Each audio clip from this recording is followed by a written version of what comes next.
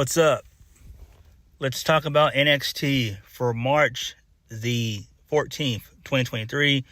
This was a decent show of NXT. We kicked the show off with Johnny Gargano. He hits the ring. He comes out to a decent pop.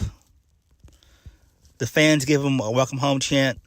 Gargano gets on the mic and tells fans to watch his back because he knows that Grayson Waller attacked him from behind the last time he was speaking in the ring. Johnny talks about finishing his story and how it felt like a little piece of him was missing when he returned to Raw back in August of last year because Grayson took closure from him.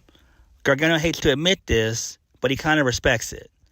Gargano waited to see what Grayson would do with it because the last guy who took him out was Tommaso Ciampa. And he became a great NXT champion. Gargano goes on and says that Grayson Waller failed to win the NXT title twice. Then he cried and blamed everyone else. Then he blamed the fans and then the brand.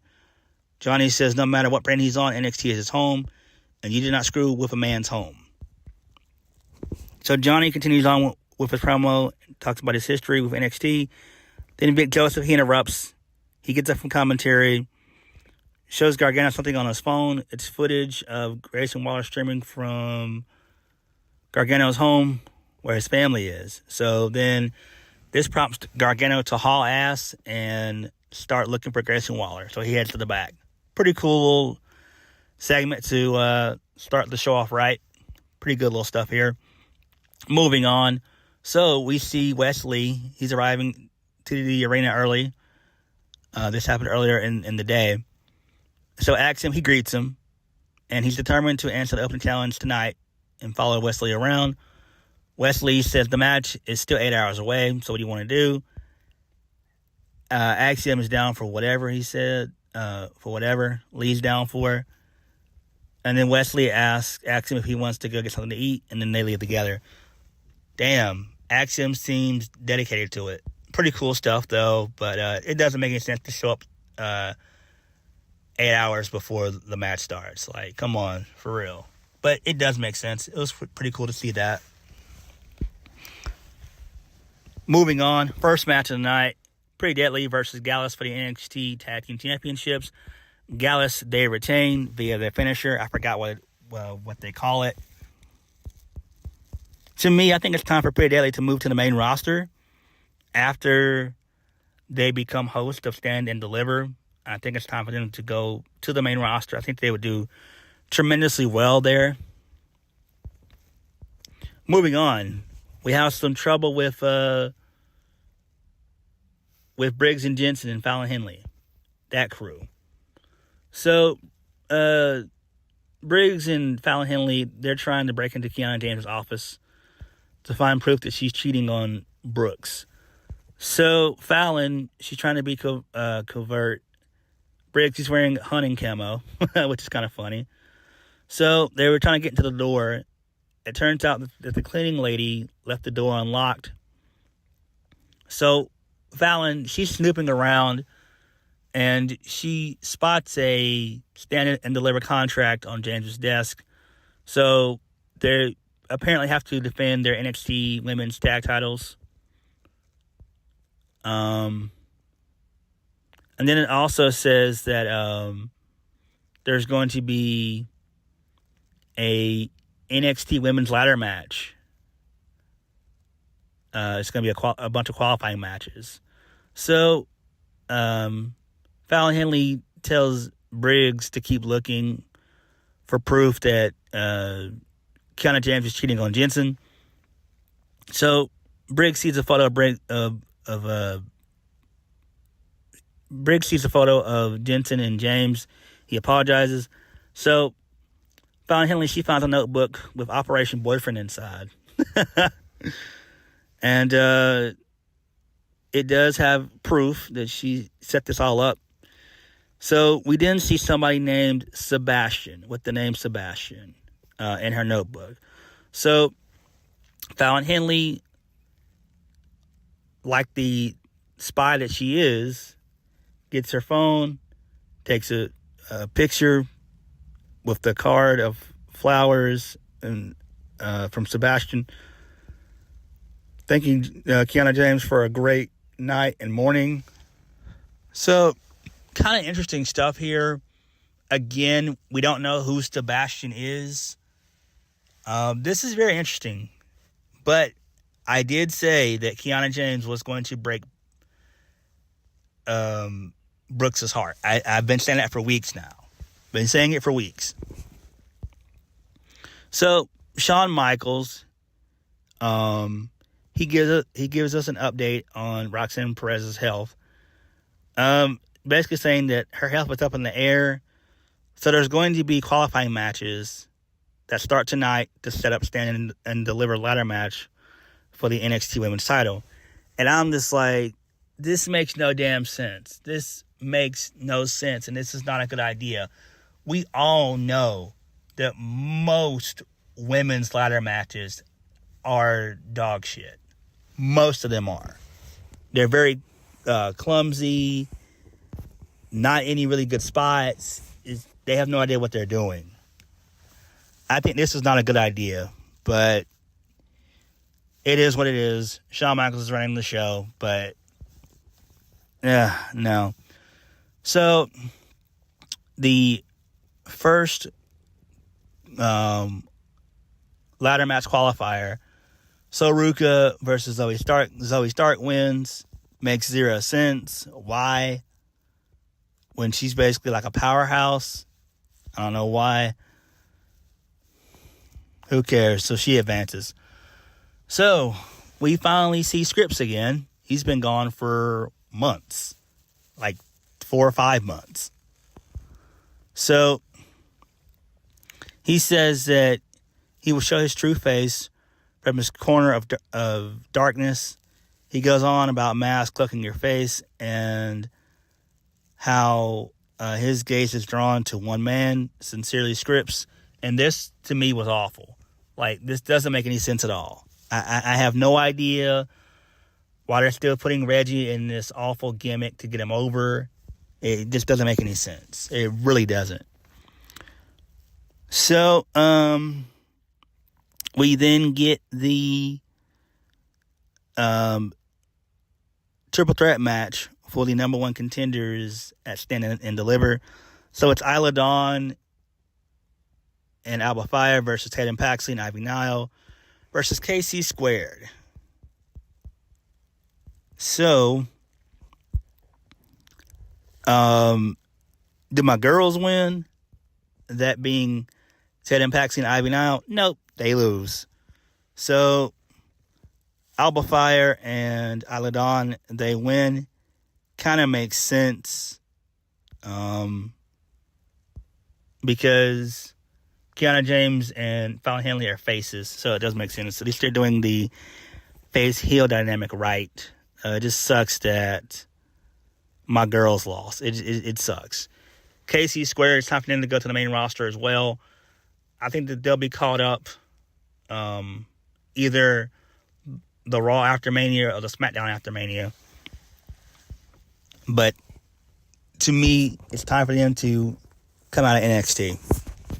It's time. And I like both KC Squared. I really do. But it's time. So, Bron Breakker, he's backstage. When Tony D and Stacks, they walk up. And so they offer to take care of Trick Williams. And Carmelo Hayes ahead of tonight's contract signing with Carmelo.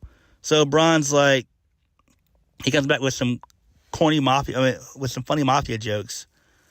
So he turns down the help. And he said he appreciates it, but he has this one. So Bron walks off. Tony says he has a plan for them. Stacks asks if that means taking out the winner of Carmelo or Braun, or answering the open challenge for the North American Championship tonight. Tony says no. He said we. So we're going. So they're going for tag team gold. And Tony mentions this because Stacks has been loyal to him, and this is great. I love this. because NXT needs NXT needs tag teams like crazy. Sorry about that. Excuse me. Yeah, NXT has a awful tag division, and I do think that having Stacks and Tony D be tag champs, that could rule. That could kick some major ass right there. That is brilliant. I love this. I love it. Ilya Dragunov, he's up next. So he gets on the mic and says that his WWE career has been life-changing for him, his son, and his wife. They've had opportunities they never imagined. He goes on and says every step he took, JD McDonough has been there to cut his legs from under him. This was avoidable, but now he has no choice. To keep his autonomy, he needs to rid NXT of himself and of JD once and for all. And I'm like, what the hell? This makes no sense. Then out comes JD. JD says this was never unavoidable, as they are two sides of the same coin and are a lot more alike than different. Ilya says he's wrong. They both accuse each other of being obsessed with the other one. JD says because of that obsession, they both failed. Ilya goes on about how pain makes him feel alive and that he chose this life, the life of pain. JD says Dragunov is not control of his life. JD says Ilya's greatest strength is why he has no title. JD will never get tired of making new ways to make Ilya suffer, and he thinks they're destined to do this for a long time. Ilya says no, because this will end this week, and when he's through with JD, there'll be nothing left of JD but body parts and fluids that spill out. That spell out, here lies the Iris Ace. I'm like, damn. So JD gets in Dragunov's face.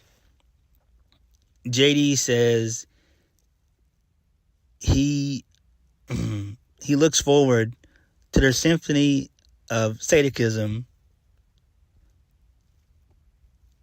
more than Ilya can imagine. He will commit it to memory because, like a scalpel in his eye, it'll be hard to watch. And then, so they begin to brawl with each other, and then they go out to the parking lot. I'm like, oh, damn, shit's about to get real. Moving on. Pretty Deadly, they're backstage with Mackenzie Mitchell. They said they can't believe that they lost to Gallus. They said they don't need Stand and Deliver. Stand and Deliver needs them. Why be on the show when you can be the show? This is Hollywood, so they should host the show, they say. They excuse themselves to go pay someone a special visit. Probably The Miz, and I like this. This is phenomenal. This is phenomenal. Pretty Deadly is going to be tremendous as host. They are going to be so damn good. So, Wesley, he's getting ready for his match. JD and Ilya, they're still brawling. And then Wesley, he gets upset how close they get. He starts to brawl with them a little bit, but they're separated by officials. And to me, I feel like, why couldn't they just stretch this match out until Stand and Deliver? And maybe do like a loser leaves NXT. But I think what they probably are going to do, which would make the most sense, is put them together as a tag team. I think that Ilya and JD as a tag team could rule.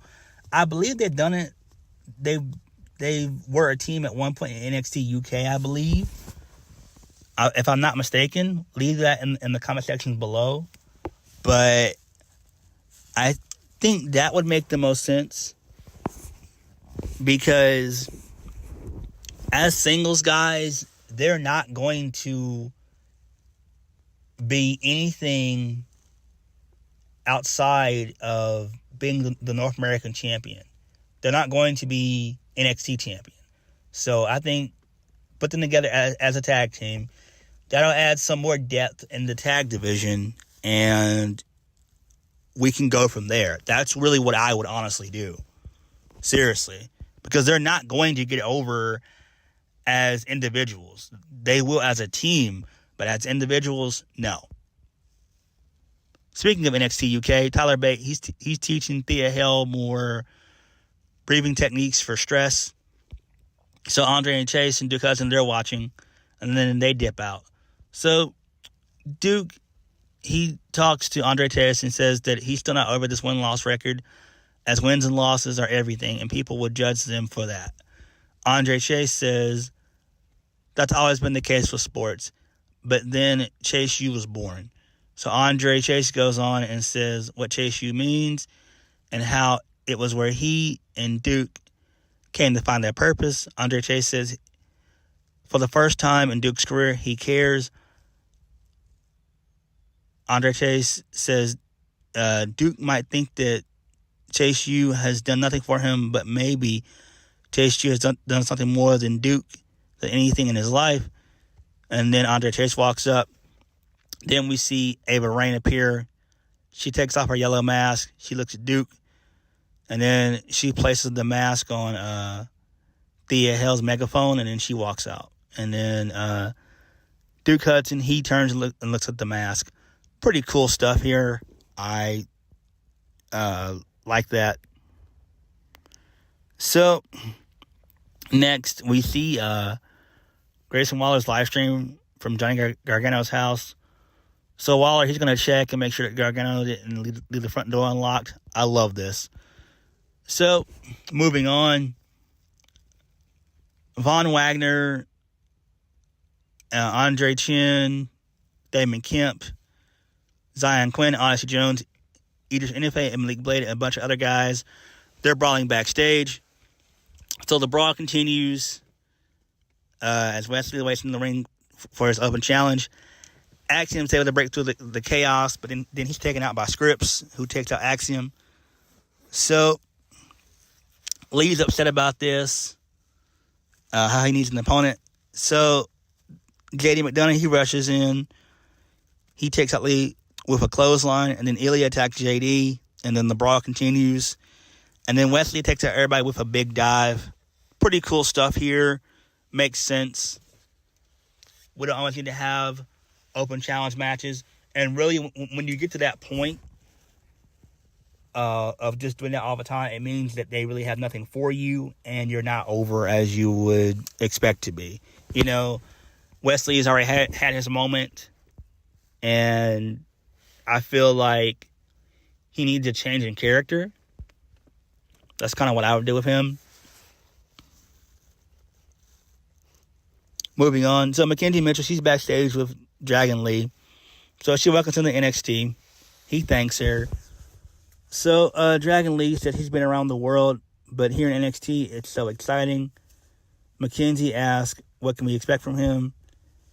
He says so much, and he wants to be a great example of Lucha Libre. He speaks in some Spanish, and he mentions Wesley's open challenge. And he also says that he's going to love it here in NXT. And then Lee says it was nice to meet you to Mackenzie, and then he walks out. So this is okay, but I would have preferred it better if they would have brought him in at Stand and Deliver. It would have made a lot of sense. I do wish the best for Dragon Lee. Dragon Lee is tremendous. He is awesome. And hopefully he gets added to one of Wesley's, the Fatal 5-Way that they're going to have for the North American Championship at Stand and Deliver. We'll talk about that later, though. So, Mackenzie Mitchell, she's backstage with Jessie Jane. She has her arm in a sling. Mackenzie mentions her loss last week to Gigi Dolan. Jessie Jane says Dolan did nothing last week. Even on her best day, she's nowhere near as Jane. Mackenzie says she did win, though. Jessie Jane tells her to report news, not gossip. Jessie says Gigi injured her arm 3 minutes early in the match. She can barely lift anything, and she still can't. She says Gigi is more pathetic than she thought if she calls out a win. JC says Jane will be thinking of Gigi every second she's away from NXT, and when she returns, she promises to break Gigi's heart and face again, and then she walks off. So I like this. Pretty cool. I'm guessing we could run this for a while, this feud for a while. It makes sense. I was wanting them to do it at Stand and Deliver. I think the perfect match for them might be maybe like an I Quit match or something like that. Maybe like an I Quit match or a steel cage, something. Because now this has become a blood feud. And so you need something to continue the feud even more. And I think that would be perfect. It sucks that JC got injured, though. It really does. Next, Davocado takes on Apollo Crews. Davocado defeats Apollo Crews. Apollo Crews is another guy who needs to go back to the main roster. Seriously. Put him back on the main roster. What's he here for? So, we see the NXT Anonymous Twitter account. He's able to catch Wesley arguing with Shawn Michaels. So Shawn says Wesley has already proven himself, but Lee insisted he prove himself, that he's got to prove himself. And Shawn, of all people, should know this. So Wesley asked for 10 of NXT's best at Stand and Deliver. Shawn says he'll meet him halfway. So Shawn books a fatal 5-way at Stand and Deliver, with the NXT North American Championship being on the line, and he'll let Wesley pick his 4 opponents. Interesting, I guess. Interesting to say the very least. Not what I would have done, but it's good nonetheless. So, Brooks and Kiana James, they're backstage. So, Brooks says that he can't get a hold of Briggs, and Fallon. And James can't get a hold of Fallon Henley. So, James needs Fallon for her match. So Jensen offers to go out there with her, but she says she needs to be alone, just for this match, sweetie. And then James dips out, and so Jensen, he's worried. So this is the second qualifier match for the women's ladder match for the NXT Women's Championship. Gigi Dolan versus Kiana James. So Gigi Dolan wins. She qualifies. Smart move, makes sense. Post-match, Alba Fire and Isla Dawn beat down on Kiana James. Pretty cool stuff. Next, Johnny Gargano, he arrives at his house. So he walks to the front door. So Grayson Waller, he's in all black. He attacks Waller. They brawl for a good while. A couple trash cans back and forth and everything else. Basically, Kenneth LeRae and Johnny's son Quinn sees this, whatever his name is. And Waller basically beats down Gargano in front of his kid, talks some trash. Pretty cool stuff here. Now that we have some really good heat for this, what they need to do is up the ante. I'm thinking maybe last man standing match or steel cage, I quit, something. We need something when a man breaks into another man's home in pro wrestling. That calls for a specialty match. It calls for it. And this is done really well. I love this. This was tremendous. Really good shit right here. So, So Kiana James and Fallon Henley, they're arguing backstage. Fallon Henley just learned that their title defense is going to be at Stand and Deliver. So she's pissed about this, and her and Kiana, they're arguing back and forth. Same with Briggs and Jensen. Interesting stuff here. Then, the main event, actually the closing segment, that being Carmelo Hayes and Bron Breakker, the contract signing. So, they start by saying how no one else is out here, so it feels good to go ahead and sign this contract before something breaks out, as usual. So, Pretty Deadly, they interrupt. They said they're just here to host Breakker and Carmelo and Bron won't even notice that they're there. So, Carmelo gives Bron some props for his title reign, but says you can feel it. There's a changing of the guard at Stand and Deliver because Hayes is taking is taking the title and taking it further than Bron ever could.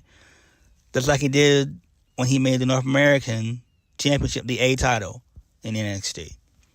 Hayes says respectfully, Bron is coming second to him at Stand and Deliver. Bron says he didn't agree with the last bit, but he agrees with how Hayes in his own head made that the A title because he knew he wasn't ready for this title yet. Bron says that's fine because that wasn't the Melo he wants to face. He wants to face the Melo when people get on their feet and chant for it, the one who beat Ricochet, the one that beat Apollo Crews, the one that knows deep down in his heart and his soul that he's ready. Melo doesn't miss. Bron says it's pretty fitting because on April 1st, there's going to be a first time for everything. So Pretty Deadly enjoys what they're seeing. Their annoying trick. Bron and Hayes said they thought that they weren't going to talk. Hayes says he doesn't want the Bron with anger management issues. He doesn't want the Bron in a tuxedo inducting his father and uncle to the WWE Hall of Fame. He doesn't want the Fisherman Bron or the Bron smiling on all posters. Leave him at home. Carmelo says he wants the Bron that runs through walls, won at War Games, and made Tommaso Ciampa tap out, and can do great things because whenever Bron is that guy, he's unstoppable, which is going to make it all so much better when Bron gives him everything he's got, and it's still not good enough. He says he doesn't just say this because it sounds good, because it's true. I am him. So, Bron says he knows Hayes is him. He believes him. But Hayes says that him isn't just a t-shirt or a slogan or something Hayes made up to further his character. It means something that if Hayes does, Bron promises he'll get everything he wants out of this, and Bron will get what he wants. So Pretty Deadly, they interrupt again, and they're hushed by Bron. So Bron continues to hype up the match, calling it potentially the biggest match in NXT history. Hayes says Bron needs to understand this. This is big. This is the youngest WrestleMania weekend main event ever. Hayes says there's a lot of pressure, but that's nothing new to them. Hayes says he will deliver what he needs to make sure his opponent will as well. So Bron laughs and says something's got to give. Carmelo signs the contract, said he's not giving an inch. Bron does the same thing. Pretty Deadly, they announced that the match is official. So Bron and Carmelo, they shake hands. So Trick, he's standing behind Carmelo. And Bron and Carmelo, they nod back and forth. And they exit the ring. Pretty Deadly yells for Bron to stop.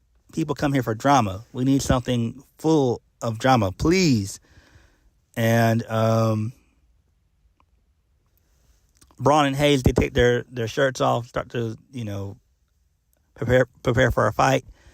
So they slam Pretty Deadly through a table instead, and then they stare each other down, and Bron puts the title in the air, and we go off the air. So that was pretty good stuff there. I did enjoy that. I'm actually hyped for the match. I feel like the match is going to bang. It's going to kick major ass. This episode was decent, man. It was decent. We got some stuff for Send and Deliver.